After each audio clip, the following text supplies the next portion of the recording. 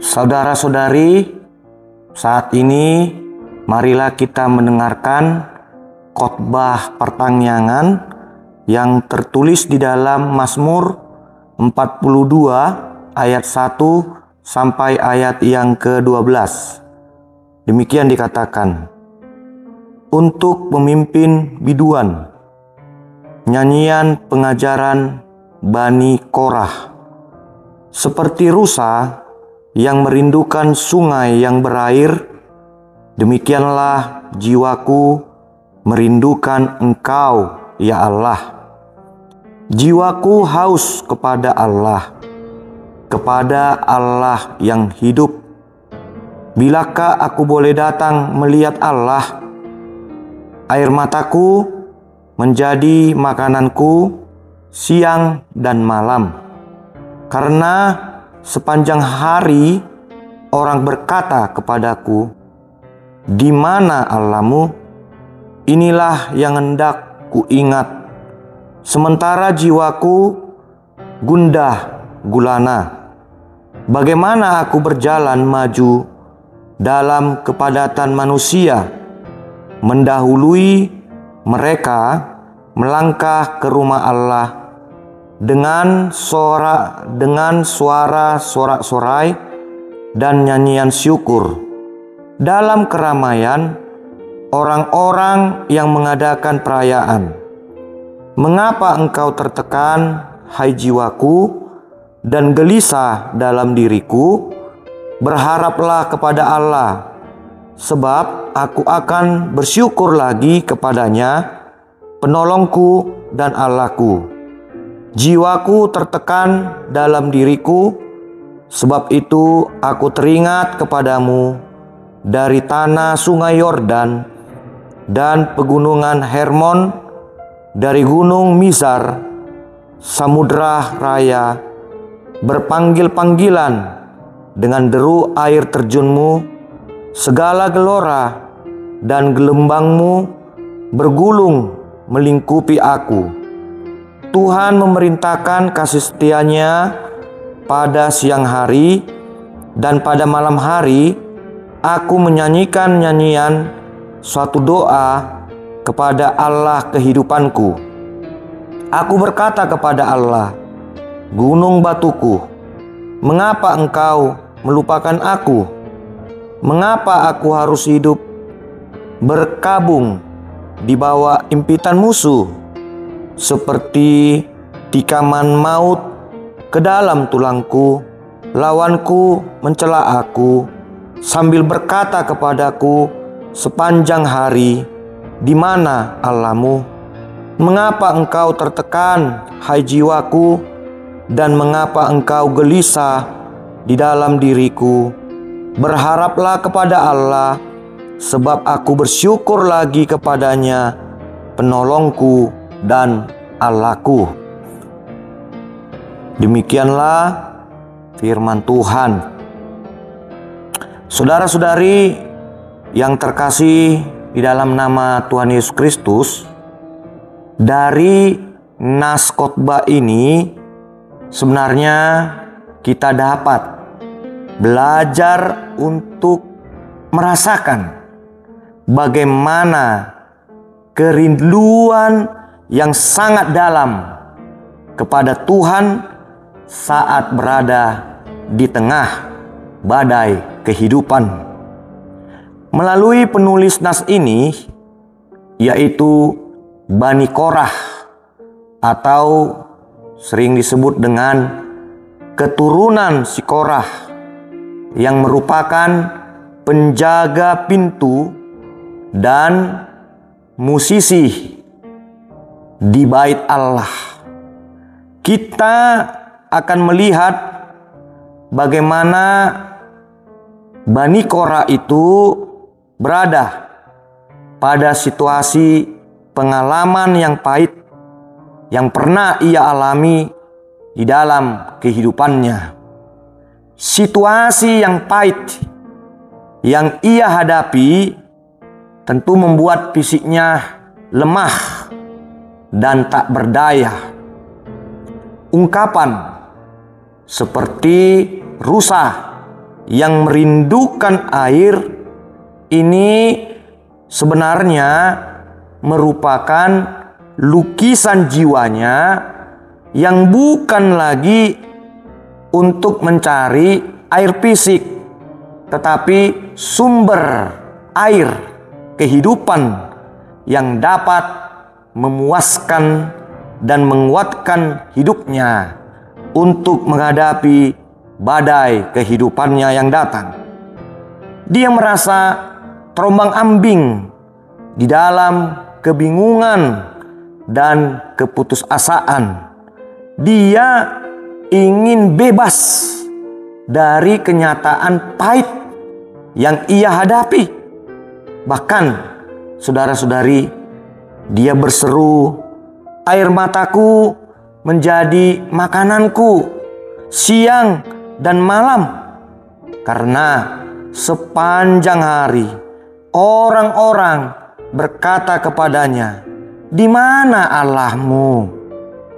Hal ini merupakan situasi kehidupan di mana ia merasakan jiwanya betul-betul kering, seperti tanah yang tandus yang merindukan hujan. Dia menghadapi krisis kehidupan, bahkan saat dia melakukan meditasi untuk bertemu dengan Allah, hatinya pun tetap merasa hampa dalam kesendirian dan penderitaannya. Ia selalu meratap untuk menemukan Allah sebagai penolong dan kekuatannya. Hal ini bisa kita lihat di mana dia berseru, "Allahku adalah gunung batuku." Dia merasakan dia membutuhkan perlindungan dan pertolongan dari Tuhan. Saudara-saudari, ia juga mendengarkan bagaimana nada retoris dari suara-suara yang ada di sekitarnya, di sekelilingnya, bertanya, "Di manakah Allahmu?" Sebenarnya pertanyaan ini sangat sulit untuk dijawabnya, karena dia tidak menemukan jawaban-jawaban itu, sebab di dalam imannya ia selalu menanti dan berharap Allah datang untuk menolongnya. Dia menatap, saudara-saudari, di dalam kegelapan dan kedinginan dari dinding-dinding, tembok-tembok. Hidupnya benar-benar terasing jauh dari keramaian. Dia sangat rindu sekali untuk berada, tinggal di rumah Allah.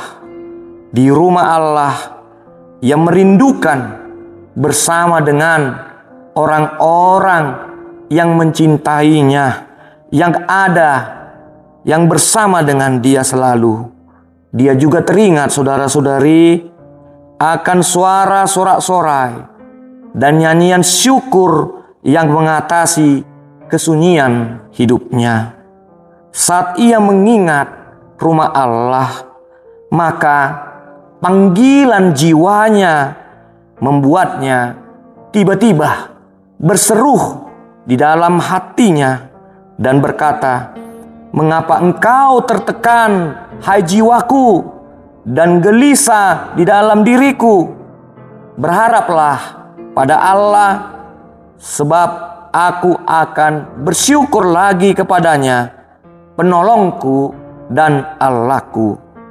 Saudara-saudari, ini adalah panggilan untuk setiap jiwa-jiwa yang haus. Ini adalah undangan untuk menemukan kekuatan dan pengharapan yang tak tergoyahkan.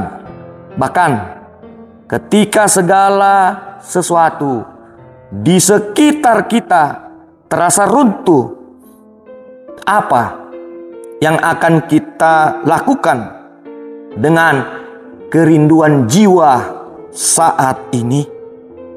Akankah kita memilih untuk berharap dan menemukan Allah Tuhan kita itu di dalam kesendirian dan penderitaan? Marilah datang ke hadirat Allah. Kita akan menemukan Tuhan yang tidak pernah meninggalkan kita. Kerinduan akan Tuhan akan bersemayam di dalam hidup kita, dan inilah yang akan menjadikan kekuatan pendorong di dalam semua tantangan hidup yang kita hadapi. Situasi kehidupan orang yang rindu dalam penantian Tuhan di dalam nas ini merupakan pengajaran di dalam kehidupan kita bahwa penantian akan Tuhan itu akan membuat kita supaya kita tetap kuat dan tak tergoyahkan. Ini juga adalah undangan bagi kita untuk menemukan ada sumber penolong di dalam diri kita. Situasi kehidupan orang yang rindu di dalam penantian Tuhan di dalam nats ini merupakan pengajaran di dalam kehidupan kita bahwa penantian akan Tuhan bukanlah kehampaan, tetapi memberikan kekuatan bagi kita untuk bangkit dan pulih dari kesedihan dan juga dari keterpurukan yang kita hadapi. Apapun situasi yang kita hadapi, seperti penyakit kronis, krisis keuangan, finansial, masalah pekerjaan, keterasingan, dan berbagai jenis badai kehidupan yang datang, jangan kita pernah menyerah dan putus asa. Tuhan pasti hadir menolong dan menguatkan kita. Meskipun di dalam kehidupan ini ombak badai menerjang, saat kita juga direlung hati yang terbuang, ingatlah kasih Tuhan tetap setia bagi orang-orang yang percaya kepadanya. Di dalam nas ini juga dikatakan, saudara-saudari, pada siang hari Tuhan memerintahkan kasih setianya, dan pada malam hari aku menyanyikan nyanyian pujian kepadanya.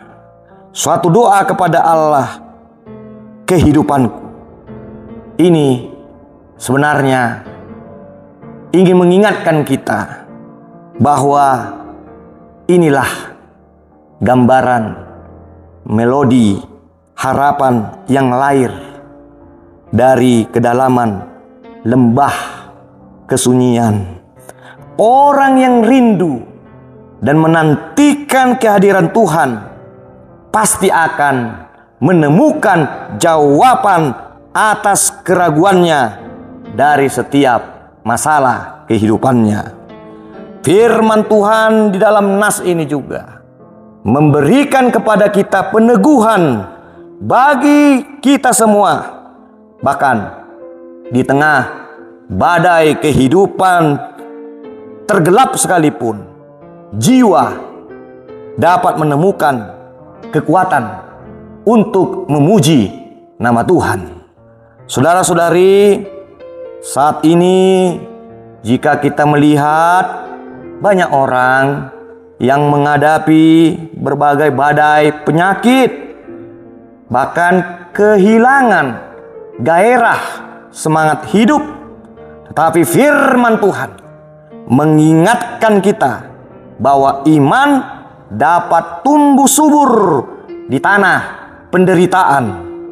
Kita pasti akan menemukan Tuhan sebagai sumber kasih, kekuatan, dan penolong kita di dalam penderitaan yang kita hadapi. Tuhan ingin menciptakan kita untuk sesuatu yang lebih besar dari dunia ini. Dalam setiap perjuangan, dalam setiap perjuangan hidup kita ini, jangan pernah mundur, tetaplah maju, dan hadapilah, tetap merindukan Tuhan. Jadilah contoh dan teladan untuk menyatakan iman kita yang terus bersinar, membawa terang ke tempat yang paling gelap sekalipun. Di dalam penderitaan yang kita hadapi, kerinduan akan Tuhan akan menjadi daya dorong kuat untuk mengubah dunia kehidupan kita ini menjadi lebih baik.